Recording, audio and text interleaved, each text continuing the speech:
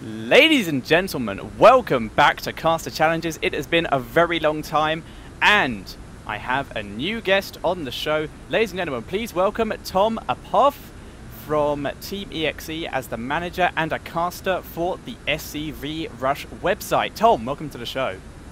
Pleasure to be here, man. Glad you asked me to be on. I am glad I've asked you to be on as well. I basically want to just grab everyone, and you have done some good stuff. SCV Rush, they do some very good content, and you did the WCS qualifiers with your co-caster who was Red Mosquito, I believe? Yes, it was. Absolutely, that was very entertaining. We were so grateful that you were able to fill in for us because we were panicking like crazy then.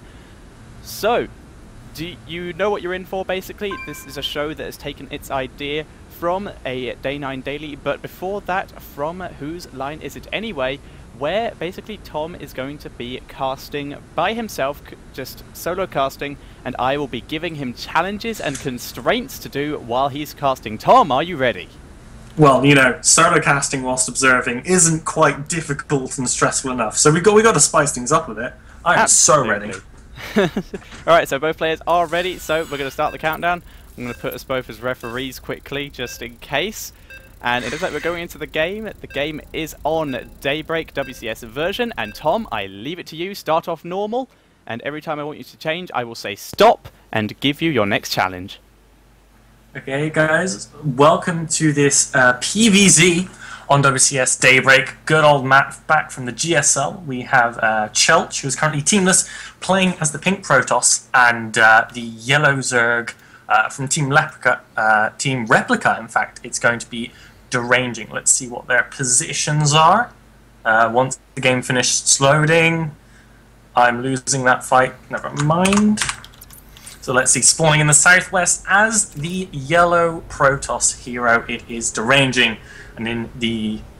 What? The Pink Protoss deranging.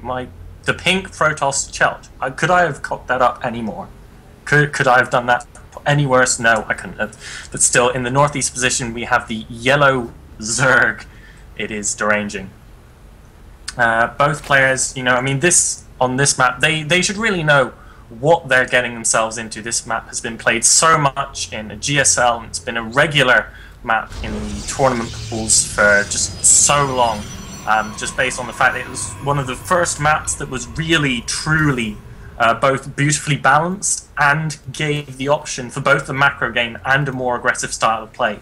The extended rush distances on this map going down through here means that you can very safely get your expansions up, but still, because the third has two entrances to it, you can kind of poke around them if you're being aggressive and play with the third base of your opponent. There's still many aggressive opportunities, so it's kind of a all styles of play for all people kind of map. I think the only person who said they don't like it famously is probably Marine King, as a Terran player who didn't like facing against Protoss on this map. But apart from that, it's pretty much everybody's favourite map. We do see the Protoss player has put his pile on the low ground, so he's going to be going for that quick expand play we've been seeing from every Protoss, like every Protoss for the past 6 or 8 months or so, and possibly even before that. Forge Fast Expand first, making its appearance on Shakuris Plateau. Okay, stop. Right, between now and the 3-minute mark, you are to slowly turn into a werewolf. Okay, so the Nexus has gone down. The probe moving will replace the other bit. Hey, is that it? Ah, it's full moon tonight. Anyway, back to the game. The probe is placing down the forge, and then in the Zerg base, we've got a hatchery. In fact, an in-base hatch. What's going on here? This is craziness. We haven't seen this apart from in ZVZ. Oh, Lins. I'm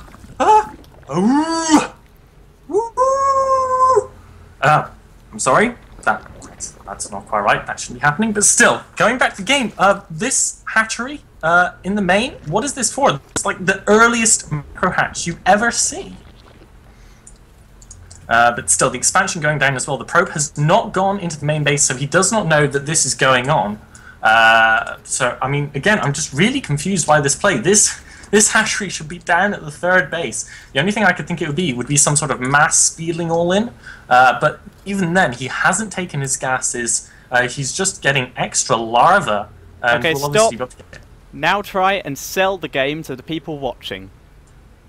sell StarCraft 2. Yes, like you're at a cheesy TV advert.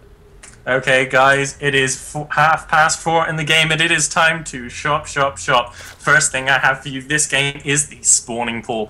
You got the green acid in there combined with the spike, so it's good and well protected. So you know your family and friends won't go too near it if they're thinking of getting in for possibly a hot tub kind of situation. Spawning pools not for that. They are your best source of gooey acid for all your corrosive needs. And in the Protoss base, the Protoss is mining gas effectively using the new Gas 3000 assimilators. They are the newest product from Day 9 Daily Specialties. They will mine gas for you at twice the rate of a regular geyser from the StarCraft Brood War era. They are absolutely fantastic, and they will, in fact, they mine so fast that they will run the geyser out of gas. That did not happen in Brood War. These things are so efficient, they will actually strip mine the whole damn place for you. Back in the third place, the Zerg is using these fantastic drone units that we've supplied him with this game. Now only $9.99. I know you don't believe it either. He's been using those to make all his buildings. He's got third base going up there using them. It is such a bargain. You should shop now. If you call now, in fact, you get a special discount and you will get one of the queens thrown in as well for no extra fee apart from $100 calling charges. That's all you need to worry about. There are no hidden charges. I've just said all the charges you will be expecting to receive. Both players now continuing to go into that two-base play as we see from the Protoss. We've got the Cybercore actually researching Warpgate. Now Warpgate, that is another product we have on sale, ladies and gentlemen. That is the upgrade you can buy for your warp gates. It is the premier upgrade for your warp gates. We have a special offer on at the moment. It's 50% off as soon as you get your second base up. We're very happy to able to extend that offer to our premium members, whereby you go through our monthly subscription plan with exponential fees. But again, don't worry about that. That's a bit complicated, so just get that upgrade, and we'll explain the charge system later. We also have... Alright, now do it in the style of a weather forecast. Style of weather forecast, okay. Ladies and gentlemen, I'm showing for today, on the 19th of August, we have a high prediction of void rays going in and killing absolutely everything. The skill rays are currently broadcasted to go towards the southwest of the map, so if you have any units down there, you're going to need some anti-air. Don't forget to build it. We do have the Queen. You should always have your Queens to prepare against that. We do actually have, just coming in right now, the meteorological reports that daybreak does not, in fact, have a sunrise. It is constant darkness. So, guys, remember to take out your flashlights. You are not getting any sun anytime soon. Zerglings now taking out the pilot, so you should be expecting a little bit more difficulty when you go out. You might say it's a little bit drawn. You're not going to be able to get out on the map, be maneuverable. So best to just stay at home, have a nice hot cup of coffee, and just relax in front of the television, unless you're planning to do a big warp gate push, which obviously you're not going as the Stargate is ready. We do have in the style of a David Attenborough nature show.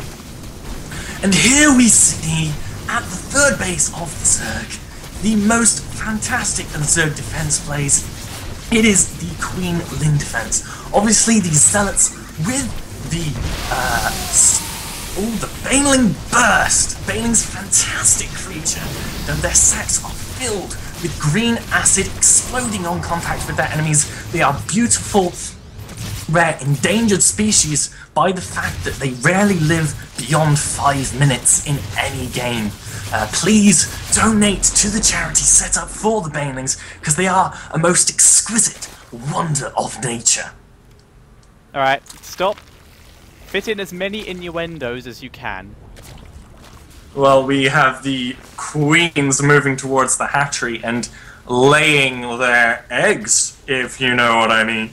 On the rest of the base, they'll be spreading their creep out as soon as possible, but that void ray is thrusting towards the base, going through the velvety section of creep, burning down those queens like a madman. He's relentless, does not stop until he gets blown up by those dirty, filthy spines ejecting themselves from the queens.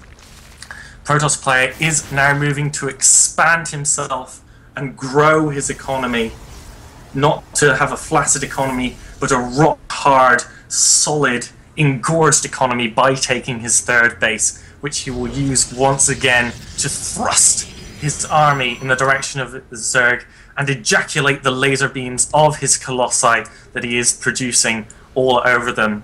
He's also getting the blink upgrade for his stalkers, so not only is he powerful and deadly, he's also maneuverable. He knows what he's doing, he knows where to place himself, he knows how to give the Zerg maximum displeasure in his playing of this game.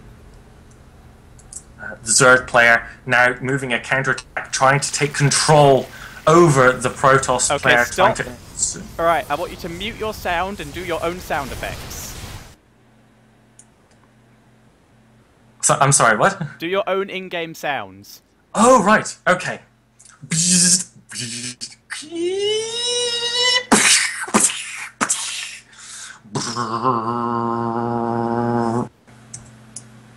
Ding dong, ding dong, ding dong. Brr, brr.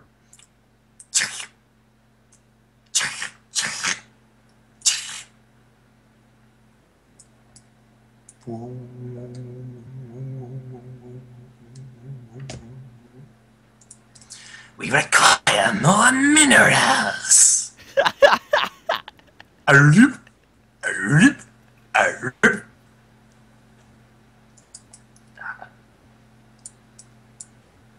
I need to find more units that have sound effects. Right, I will stop you there on that one. Next one, you can't use any unit names. You have to describe them instead of using their actual name. Okay. We have the tall laser skill units now in the center of the map near the structure of Great Vision. Beneath. At the same time, we have the rock-hard shell acid units moving towards the third base of the Protoss player. They are now engaging the mighty warriors of fire as the acid falls on both the Nexus and the pylon, being absolutely destroyed. The Zerg rats are coming in, doing maximum damage to the base. They are going to take it out. The creepy guys that you don't want following you, because they will take rather weird pictures of you from outside your window, do come in and clear up the rest of the units, but the economy is destroyed, and at the same time there were some drops of those acid exploders in the natural base of the Protoss player. Protoss player is now moving out. He has with him the orbs of many terrain-changing and broken spells that annoy all Zerg players since the beginning of the game and have unfortunately received no change in the beta, warping in even more of them as he now takes down the destructible rocks. We have the fourth base set up for the Zerg player. He's built plenty of camel pokers at his fourth base to help defend, but that stop in the style of a pirate. Yeah, the Protoss be moving towards the Zerg base, gonna take out the fourth. I have no idea why I'm an Irish pirate, but there we go anyway. The Zerg booty will no longer be able to collect it with the reduce income of the third base. No, he's moving now. The Zerg player does have many Ultralisks, and the Investors coming out with their fungal growth spell that will lock the Protoss army in place for the Ultralisks to do maximum damage. The Protoss player is going to have a peg leg if he's not careful from this engagement. Force fields going down, Ultralisks going in, Baneling's doing massive damage, and I've run out of pirate puns because I'm useless, but there's the GG. Alright, so that honestly didn't last as long as I expected it to, so but unfortunately, I guess that's how it goes with StarCraft, with the games that we have. So, before we go, would you like to pimp yourself in any way, shape or form? Yes. in so many ways. Go to my Twitter at @exeapoth. Go to exe-clan.org. Go to scvrush.com. I'm involved with all of those things. They're awesome projects that you should get involved with. I won't explain them there. But also the most important thing to do is to subscribe to Evil Guy 13's channel for producing fantastic content for you. And if he has a Twitter or anything like that, go follow him. He's worked with ESL and on his own stuff. It's a fantastic contribution to the community. Thank you very much, and it's been a pleasure having you on the show. Ladies and gentlemen, this has been the Caster Challenges, and I will see you all next time.